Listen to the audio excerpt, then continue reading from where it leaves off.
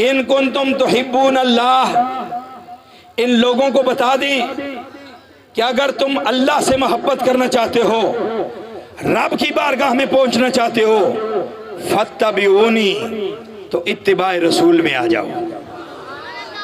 कहां पे आ जाओ? इत्तिबाए रसूल में आ जाओ। मोहब्बत मुस्तफ़ा को अपने सीने में जगह दे दो। सबसे पहला फायदा इसका क्या होगा? कुरान से ही बयान कर रहा हूं। फरमाया महबूब आप अपनी ज़बान हक तर्जमान से ऐलान फरमाएं। देखें बात रब की है, लेकिन ज़ुबान रब की बोलिए। अल्लाह ज़ुबान से पाक है, ज़ुबान के लिए मुंह चाहिए, अल्लाह मुंह से पाक है। मुंह को रखने के लिए वजूद चाहिए, अल्लाह वजूद से भी बोलो पाक है। जब वजूद होगा तो किसी घर में होगा, अल्लाह तो घर से भी पाक है। उसका कोई घर नहीं है, उसका कोई घर नहीं, कोई वजूद नहीं, अल्लाह की ज़ुबान भी नहीं है। इसीलिए तो आला हज़रत ने फरमाया बखुदा खुदा का यही है दर, नहीं और कोई मफर मकर। जो वहां पे है यहीं आके है, जो यहां नहीं वो वहां नहीं।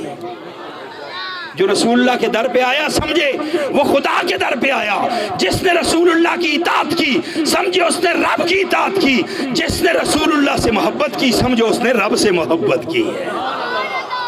ऐ महबूब इनको बता दें, अगर तुम अल्लाह से मोहब्बत करना चाहते हो तो मेरी इत्तिबा करो।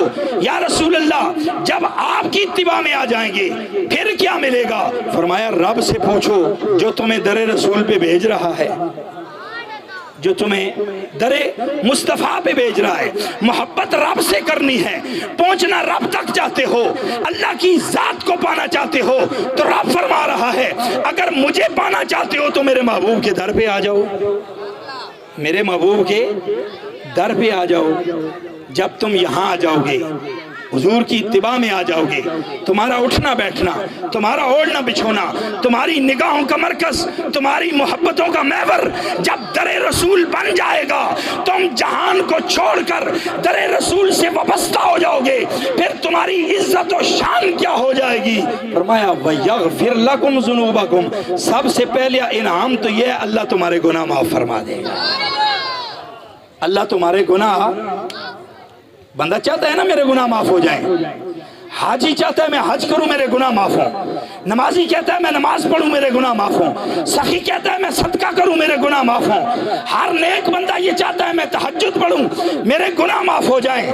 अल्लाहु अकबर। अल्लाह फरमा रहा है दुनिया वालों बेशक नमाज से भी गुनाह माफ होते होंगे, हज से भी गुनाह माफ होते हैं, रोजा रखने से भी गुनाह माफ होते हैं, सदका देने से भी गुनाह माफ होते हैं। लेकिन अगर तुम अपने गुनाहों की बख्शिश चाहते हो, अगर तुम कायनात में निजात चाहते हो, अगर तुम अपने वजूद की बुलंदी चाहते हो, अगर दुनिया में इज्जतें पाना चाहते हो, फत्तबिऊनी, तुम्हें रसूलुल्लाह के दर पे आना पड़ेगा, तुम्हें इत्तिबाए रसूल में आना पड़ेगा, तुम्हें मोहब्बत मुस्तफ़ा में आना पड़ेगा।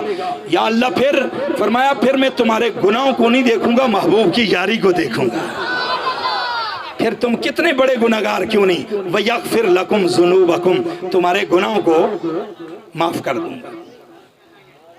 पहला एक इनाम तो यह है तुम्हारे गुनाह माफ होंगे, और दूसरा इनाम यह है युहब्बिबकुमुल्लाह। फरमाया पहले तुम अल्लाह से मोहब्बत करना चाहते थे, जब तुम्हारे सीने में इश्क रसूल आ गया अब रब तुमसे प्यार फरमा रहा है। तो जब अल्लाह किसी बंदे से प्यार करता है ना तो सारी मखलूक के दिल में उसकी मोहब्बत डाल देता है, सारे मखलूक के दिल में उसकी मोहब्बत डाल देता है। दुनिया दाता दाता क्यों करती है? बाबा फरीद के नारे लोग क्यों लगाते हैं? मोइनुद्दीन के कसीदे क्यों पढ़ते हैं? मेर अली शाह के नगमे क्यों अलापते हैं? दुनिया से चले जाने के बाद इनको 20 बरस हो गए, आज भी मौलन शाह के आस्थाने पे आकर तुम इन्हें सलूट क्यों मारते हो? क्यों? ये वक्त के वजीर आजम नहीं थे, ये कोई वक्त के गवर्नर नहीं थे, ये कोई वक्त के मालदार नहीं थे, इन्होंने अपनी जागीर में कोई मुरब्बे नहीं छोड़े कि हम इसलिए इनसे मोहब्बत कर रहे हैं। इनसे मोहब्बत की एक ही वजह है कि इन्होंने रसूल से मोहब्बत की है, कायनात इनसे मोहब्बत कर रही है। انہوں نے حضور سے محبت کی، یہ محبت مصطفیٰ کا فائدہ ہے، یہ اطاعت رسول کا فائدہ ہے، انہوں نے اپنے آپ کو رسول اللہ کے در پہ جھکایا ہے۔